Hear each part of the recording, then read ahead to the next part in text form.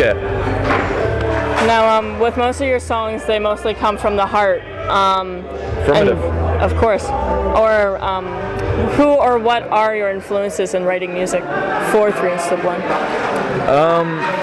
Well, Cam comes up with most of the lyrical ideas, and I mean it's kind of a conjoined effort with everyone in the band. We talk about certain shit which will later become a song. Like Battles and Brotherhood is the prime example. Actually the bass player of my other band, Allfather, Adam. His name's Adam Angus. We were drinking one time, and he was like Battles and Brotherhood, and I was like, that's fucking awesome, dude. Like, so I told Cam that, and Cam was like, all right, well, that's a good song title. I guess that's. I mean, there's things like that just happen in discussion or whatever. Yeah. But as far as like music concerned, like Shane has his influences. I have my influences. I really like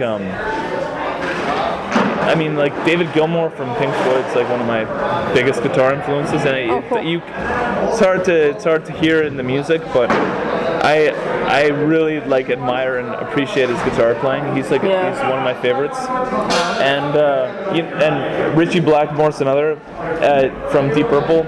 James Hetfield from Metallica is I mean he's kind of like the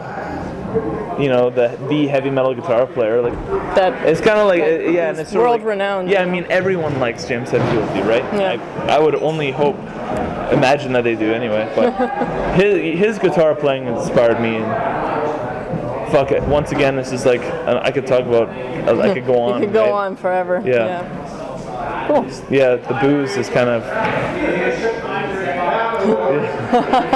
Sorry, No, there's nothing. I did not intend on doing this interview. It's kind of Cam's field, but I like doing it. But I'm just kind of. I had a little celebration there earlier.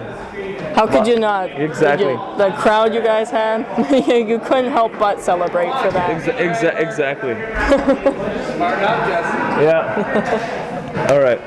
But so with filming your recent video, Silent Killers, what influences inspired the imagery of the video?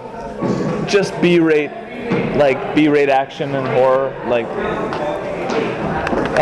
It was kind of one of those things where the song is about an assassin, and we were all kind of like, well, we all sort of picked our own deaths because we all really like horror movies and and action films, and it's kind of like, if you were to go, how would you like to go? So Shane, of course, was like, yeah, let's just have me puking, and we did that, we had that total kind of B-rate projectile vomit, which is classic in the horror films and shit. And then me getting drowned is sort of like, well, you know that scene in Halloween, the remake of Halloween where the guy's getting his head dunked underwater, and it's it's kind of like, and you just imagine too, if you've ever been to the Rickshaw Theater, getting your head dunked in this fucking vile toilet or something. It's kind of nasty, right? So I was like, all right, it's being filmed at the Rickshaw. Let's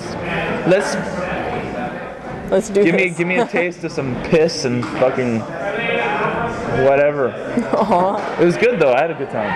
It was a great video. Yeah, it's a good video. I was just gonna say. When you're touring, is there anything that you miss about home? When you go on the road, is there certain things that you're used to doing at home and you're like, oh, I wish I could go for that certain thing or anything like that? And it's kind of, it's now pitch black. Yeah. Well, we're still here. It's just dark. We're still here. I love touring and I love being at home, but this goes for both touring and being at home. Every time I'm at home, I need to go tour, and every time I tour, I always miss being at home. There's the comforts of being at home, eating healthy, being with my family, friends, girlfriend, all that home life stuff is great. It's fucking awesome. But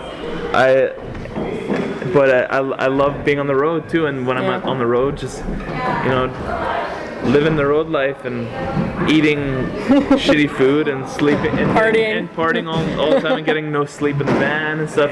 You're like, man, I could really use one of those like home cooked meals and just About now. get a good night's sleep maybe. And then when you're at home, you're like, fuck, I really want to be on the road touring. It's just, I don't know. It's just it's a double-ended sword, I guess.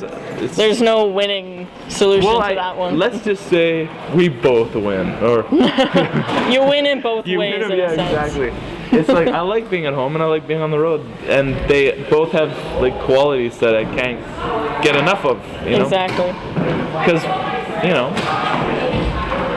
or you don't. That's the way. I just like touring and being at home. Yeah. I like having that. I like having both those options because it's every day is a new experience, and I'm not doing the same thing over and over again. I'm doing something. I'm living two different styles. That's